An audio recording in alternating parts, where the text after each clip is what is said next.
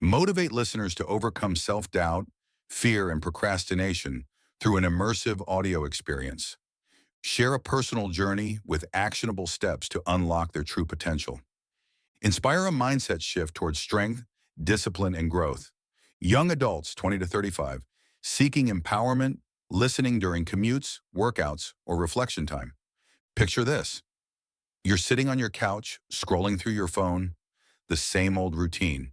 You know you're meant for more, but something's holding you back, a weak version of yourself. It's the part of you that doubts, procrastinates, and settles for less. That version is your enemy. Sound, a sword being drawn, thunder rumbling, music swells dramatically. Voiceover. But deep inside, there's another you, a stronger, fearless version ready to break free. This audio is your wake-up call. In the next 25 minutes, I'll show you how to kill that weak self and unleash your true potential. Close your eyes, feel this moment. It's time to fight for who you're meant to be. I know what it's like to be that weak version. A few years ago, I was stuck. I'd wake up late, skip workouts, and avoid risks. I'd let fear of failure stop me from chasing my dreams. A job I wanted, a passion project, even a tough conversation. Every time I failed, I'd retreat, drowning in self-pity. Sound, a book being opened, pages turning, soft realization music. Voiceover. Then I hit a breaking point. After missing a huge opportunity because of my fear, I found inspiration in Stoic philosophy. Marcus Aurelius's words echoed in my mind, "The obstacle is the way." I realized my weakness wasn't the world. It was me. I decided to fight back. Sound, footsteps jogging, a steady heartbeat, birds chirping in a park. Voiceover. I started small, a morning jog, a hard talk with a friend. Each step felt like a battle against that weak me. With every win, I felt stronger, more alive. Looking back, I wish I'd started this fight sooner. I could have been so much further by now. Audio cues, struggle, pacing, frustrated sigh, crumpled papers, awakening, book opening, soft music, jogging, heartbeat, music, tense, transitioning to hopeful determination. To kill that weak version and unleash your potential, you need to master 3 principles. First, embrace failure as fuel. I used to run from failure, a bad interview, a rejected idea. But Stoicism taught me, failure is your teacher. Each loss makes you stronger if you learn from it. Sound, a crowd murmuring, a nervous breath, then applause fading in. Voiceover. I started seeing setbacks as steps forward. A failed presentation? I practiced harder, and the next one was a win. If I'd embraced failure earlier, I'd have grown faster. Second, destroy self-doubt. That voice in my head saying, "You're not enough," nearly broke me. Seneca said, "We suffer more in imagination than in reality." I began challenging that voice with action, proving it wrong every day. Sound, weights clanking, heavy breathing, triumphant music. Voiceover. Third, forge iron discipline. I used to quit when things got hard. Epictetus taught me, no great thing is created suddenly.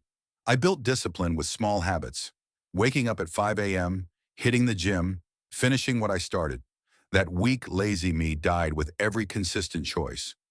Sound, a sword-striking stone, wind howling, a victorious shout. Voiceover. These principles turned me into a warrior. They killed the weak me and unlocked a strength I never knew I had. I only wish I'd lived by them sooner. You don't have to wait. Audio cues, nature, wind, mountaintop, heartbeat, action, crowd, nervous breath, applause, weights, sword strike, music, intense, rising to a triumphant peak. Ready to unleash your true potential? Here are 4 steps to start today. 1. Face one fear daily. Do something that scares you. Speak up, ask for a raise, start a project. Fear dies when you confront it. 2. Rewrite your self-talk. Catch that doubtful voice. Replace "I can't" with "I'll try." Action silences doubt. 3. Commit to a daily discipline. Pick one habit, 5 minutes of exercise, reading, or meditation, and stick to it. Consistency builds strength. 4. Visualize your best self. Close your eyes. Picture yourself confident, unstoppable. Feel it. Step into that version every day. Sound. Friends laughing, a triumphant cheer, sunrise birds chirping. Voiceover. These steps changed my life, and they'll change yours. Don't wait years like I did. Start now and watch your true self emerge. Audio cues. Practical, pen on paper, breathing, forest footsteps. Success, laughter, cheers, sunrise birds. Music, uplifting, driving, motivational. Killing that weak version of myself was the hardest fight, but it unleashed a potential I never knew I had. Marcus Aurelius said, "What need is there to weep over parts of life? The whole of it calls for tears." I chose to rise instead. Sound footsteps walking forward, a victorious exhale, music peaks. Voiceover. Your true self is waiting. Take one step today and share your journey in the comments below. If this lit a fire in you, like and subscribe for more ways to become unstoppable. Thank you for listening. Now go conquer. Closing sound. Channel jingle, fading epic music. Audio cues, nature. Wind, mountaintop, deep breath. Triumph. Footsteps, exhale, music peak. Music, climactic, epic, empowering close. Voiceover, intense, motivational, emphasize quotes. Music, cinematic tracks from Audio Jungle or Epidemic Sound, epic motivational. Call to action, encourage listeners to comment their progress, like, subscribe. Meditations, Marcus Aurelius. Letters from a Stoic, Seneca. Enchiridion, Epictetus. Kill that weak version of yourself and unleash your true potential. Every day, we are presented with a choice, the choice to evolve or to remain as we are. And more often than not, we default to the easy way, to the familiar, to the path of least resistance. We fall into routines that demand little and give even less. We stay with what's comfortable because it's safe, because it's predictable. But that safety, that comfort, is not peace, it's a cage. And the lock is a voice you know all too well. That quiet, persuasive voice that tells you, take it easy. Tomorrow's a better day to start. You're not ready yet. That voice isn't helping you. It's holding you back. It is not your ally. It is the weaker version of you, the part of you that fears change, that dreads failure, that prefers dreaming over doing. And if you're not careful, that voice will speak for you for the rest of your life. This weaker self doesn't scream, it whispers. It shows up in tiny decisions, pressing snooze, skipping the gym, avoiding the hard conversation, choosing to scroll instead of study. It's not just laziness, it's avoidance. It's fear in disguise, and it has infiltrated your life so deeply that you think it's normal. But it's not. It's the reason you feel stuck. It's the reason you feel disconnected from who you want to be. Comfort is a seductive prison. It promises relief but gives you regret. The ancient Stoics knew this. Marcus Aurelius, a Roman emperor and Stoic philosopher, once wrote, "You have power over your mind, not outside events. Realize this, and you will find strength." In other words, your liberation doesn't come from external success. It begins inside. It begins with how you manage your thoughts, your habits, your impulses. It begins when you stop allowing that weaker voice to be your compass. So how do you start killing the weaker self? You start by noticing it, by shining a light on it, because the weaker self thrives in darkness. It lives in excuses. I'm too tired. It's not the right time. What if I fail? Recognize those phrases for what they are. Lies. Lies the weaker self tells to survive. But here's the truth. You were not made for comfort. You were made for greatness, and greatness is born in discomfort. Epictetus, who was born a slave and became a Stoic master, asked a powerful question. How long are you going to wait before you demand the best of yourself? This is not a metaphor. This is a challenge, a confrontation with your current self. Demanding the best of yourself means setting a higher standard and then living by it. not talking about it, living it every day, especially on the days you don't feel like it. You kill the weaker self not in one heroic act, but in thousands of tiny decisions. Waking up when you said you would, not when you feel like it. Speaking up for what is right, even when it's uncomfortable. Sticking to your plan, even when no one is watching. These moments are your battleground. These choices are your sword. And know this, the weaker self doesn't give up easily. It fights. It evolves. Just when you think you've won, it comes back. That's why this path is not a one-time journey. It's a daily war. But it's a war worth fighting. When you kill the weak version of yourself, you don't become someone else. You uncover who you really are. The strong version isn't an invention. It's a return to the disciplined, courageous, wise person buried under years of noise and doubt. Seneca once said, "We suffer more in imagination than in reality." That means the pain you fear, the discomfort you avoid, it's mostly in your head. When you take action, the fear shrinks. The clarity grows. Start small, but start. Build your mind like a warrior sharpens a blade. Train not for aesthetics, but for strength. Wake early not to impress, but to prepare. Reflect not to dwell, but to grow. Help others not to be seen, but because it's right. The Stoics believed in four cardinal virtues: courage, temperance, wisdom, justice. These are not relics of the past. They are weapons for the present. They are the foundation of the stronger self. They are tools you carry into every moment of your life. And even with all of that, discipline, virtue, clarity, you will still fall. You will still hear that voice. The weak self will return, dressed in new excuses. But falling is not failing. Failing is staying down. The Stoic does not fear failure. The Stoic fears regret. The path will never be perfect. But perfection is not the goal. Integrity is. Direction is. Choosing the higher road over and over, even when it's steep. Each day is a crossroads. Each moment is a test. Will you live by default or will you live by design? Will you feed the weak voice or will you rise and choose strength? Understand, you are not your mistakes. You are not your past. You are not your thoughts. You are your habits. You are your actions. You are your standards. So kill the weak version of you, not with hatred, but with purpose, with clarity, with love for who you could be. Let every action be a strike against who you no longer wish to be. Let every choice become a declaration of who you are becoming. Don't wait, don't delay, don't defer the life you're capable of living, because the clock is ticking. Time is not infinite. One day this will all be over. And on that day, the only thing that will matter is, did you live fully? Did you rise when it was easier to fall? Did you answer the call of your highest self? Make that decision today. Be ruthless with your excuses. Be fierce in your discipline. Be kind, but do not be soft. Be patient, but never passive. Live not as a prisoner of fear, but as a servant of purpose. And as Marcus Aurelius said, waste no more time arguing what a good man should be.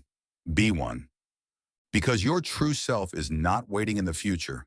It is waiting behind the next hard choice, behind the next courageous act, behind the next small victory. This is the work. This is the way. And this is who you truly are. Kill that weak version of yourself and unleash your true potential.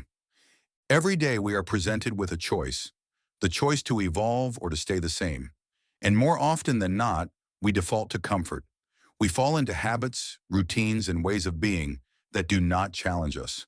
We listen to a quiet but persistent voice, the one that tells us to wait, to hold back, to stay where it's safe. This voice isn't loud, it's reasonable. It tells you that you need rest, that maybe today isn't the right time, that perhaps your dream is too ambitious. This is not your friend. This is the weaker version of you, and it has been making decisions in your life for far too long. We all carry this weaker self. It's the part of you that snoozes the alarm clock, that scrolls endlessly through social media instead of working on your goals. It's the part that chooses short-term comfort over long-term growth. But here's the truth. Comfort is a trap. It lulls you into mediocrity, and mediocrity is the slowest form of death. The Stoics knew this. They trained their minds and spirits not for ease, but for excellence. Marcus Aurelius, the philosopher king, once said, "You have power over your mind, not outside events. Realize this, and you will find strength." The Stoics believed that true power came from within, from discipline, from virtue, and from an unshakable commitment to truth. And truth is rarely comfortable. So how do we begin to kill this weaker version of ourselves? We start by recognizing it. The enemy within doesn't show up with a warning. It shows up disguised as reason. It tells you that you deserve a break before you've earned it. It tells you that failure is too painful to risk. It hides behind excuses that sound rational. But the Stoic warrior does not rationalize. He acts. She decides. He stands firm when the world trembles. She rises when everything around her falls. The first step in transformation is accountability. Look at your life honestly. Where have you been lying to yourself? Where have you chosen ease over excellence? The weak version of you survives because you feed it, with excuses, with doubt, with fear. Epictetus, a former slave-turned-philosopher, said, "How long are you going to wait before you demand the best of yourself?" That's not a rhetorical question. It's a call to arms. Because the weak self will not surrender. It must be starved, it must be confronted, and it must be killed daily. Killing the weak self doesn't mean suppressing who you are. It means rejecting who you are not. You are not your excuses. You are not your laziness. You are not your fear. You are your potential. You are your discipline. You are your will. When you choose to train instead of rest, when you choose to speak truth rather than silence, when you show up even when no one is watching, those are moments of self-slaying. That's the battlefield of the mind. And every victory, however small, matters. Understand this. The weak version of you will not die in one blow. This is not a cinematic showdown. This is trench warfare. Daily struggle. It dies slowly, painfully, over time. And it will fight to stay alive. It will whisper again when you're tired. It will seduce you when you're vulnerable. But you will fight. Not because it's easy, but because it's necessary. The Stoic path is not about perfection.